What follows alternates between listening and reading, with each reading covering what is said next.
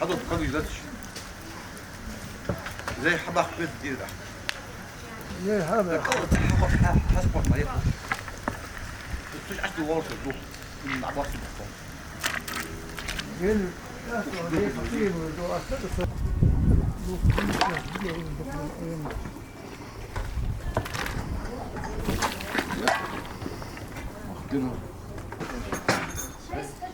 قسموا فوق وليس هم حتى